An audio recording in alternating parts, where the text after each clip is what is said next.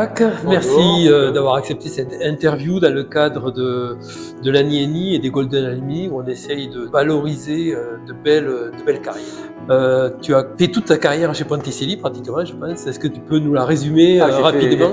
J'ai fait plus que toute ma carrière, puisqu'en fait, l'histoire c'est que quand j'étais à l'ENI, j'ai un copain de promo qui s'appelait Michel Dangean, qui connaissait le directeur de Ponticelli à Bordeaux, et qui m'a dit tiens, est-ce que tu veux pas venir faire un stage cet été avec moi à Bordeaux, et première fois en 1971. Quoi. Voilà. Et j'ai fait des stages toutes les vacances suivantes quand j'étais à l'ENI. Et à la fin de ces stages, j'étais même devenu chef d'équipe pendant les vacances, pendant les arrêts. Quoi.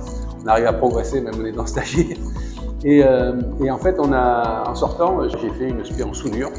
J'ai fait le SSA. Et on est monté à 3 de l'ENI pour faire le SSA. Et en sortant de l'ESSA, il se trouve qu'il y avait une place chez Ponticelli. Et j'ai choisi Ponticelli Paris comme première. Alors, ingénieur soudeur, j'ai fait ça, je sais plus, 2-3 ans. Et puis après, les opportunités, hein, on va parler après, opportunités. On m'a proposé de faire de la préparation, de faire du chantier, de faire du projet. Et de fil en aiguille, j'ai fait plein de métiers. Alors, j'ai changé de métier pratiquement tous les 2-3 ans, hein, puisque en fait, j'ai fait aussi de la qualité, parce que c'était tout début des programmes qualité, on commençait à s'occuper un peu de ça. On travaillait pour EDF aussi, beaucoup, les premiers programmes de construction de centrales nucléaires. Donc j'ai mis au point les premiers manuels qualité de ce domaine-là. Et puis après, j'ai eu des opportunités d'aller travailler un peu à l'étranger. Alors la première opportunité, je suis allé en Côte d'Ivoire, où je suis resté 2 ans. On a construit une plateforme à Bordeaux et je suis allé l'installer en Côte d'Ivoire. J'ai terminé aussi la raffinerie d'Abidjan, parce qu'un Ponticelli avait construit la raffinerie d'Abidjan.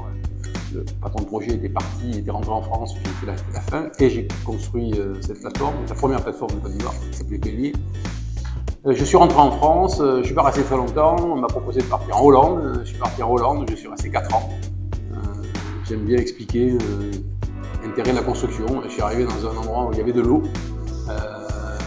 et on m'a dit là on va construire une raffinerie. Donc, et je suis reparti 4 ans après. Il y avait une des plus belles raffineries d'Europe qui avait été construite sur cet emplacement. Donc j'ai fait une carrière. Alors après j'ai progressé. Je suis rentré de Hollande en 87. En 87, on m'a dit il n'y a pas de service commercial chez Ponticelli. Pourquoi tu ne montrais pas un service commercial? Donc j'ai chef du service commercial.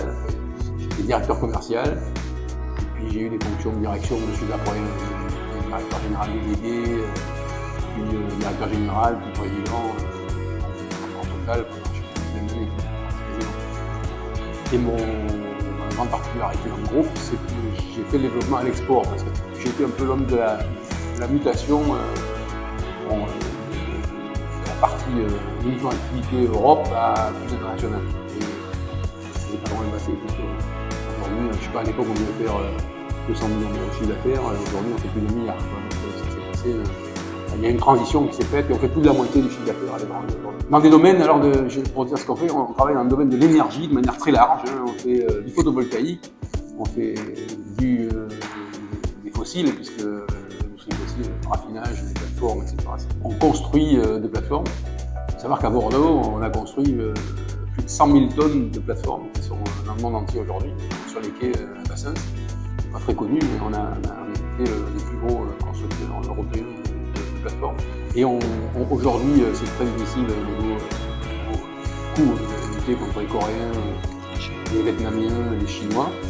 Donc aujourd'hui, on fait surtout des travaux sur des plateformes dans les pays dans lesquels les plateformes sont. Et on fait aussi du nucléaire, on est très impliqué dans le nucléaire. EDF est le premier client du groupe. C'est par les contrats qu'on a de construction et de maintenance. Des automobiles aujourd'hui, de réparation, des souvenirs. Terminaison pour lancer enfin le PR de Flamanville.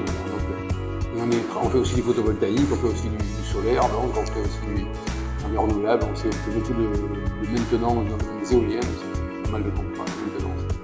Activité, construction et maintenance dans le domaine de l'énergie, pour résumer. Tout au parcours. Commencer comme stagiaire dans une entreprise et finir au poste de président, c'est remarquable. Comment ça s'est fait? Ça s'est fait, j'ai toujours un peu d'opportunités. Je pense qu'il faut saisir les opportunités dans la vie. Bon, quand elles se présentent, il ne faut pas hésiter. On te dit demain, tu pars, prends ta valise, des fois sans enfants, des fois avec enfants, avec femme et enfants. Bon, moi je pense que j'ai saisi les opportunités. J'ai pas hésité à changer de métier dans le groupe. Bon, j'avais jamais fait de commercial avant, j'ai monté un service commercial. Bon, j'ai jamais fait de formation complémentaire commerciale, même financière. Aujourd'hui, les jeunes chez nous, ils font plus de billets, ce qui est très bien d'ailleurs, que j'ai poussé à faire dans le groupe pour les jeunes. Les opportunités, l'envie. Bon, il ne faut pas hésiter à partir loin, parce que ça aussi c'est travailler au Venezuela, travailler au Qatar, on travaille beaucoup en Afrique, des pays même pas forcément vus de l'extérieur, pas sympa comme le Nigeria. Je ne sais pas, 30 fois, 40 fois au Nigeria.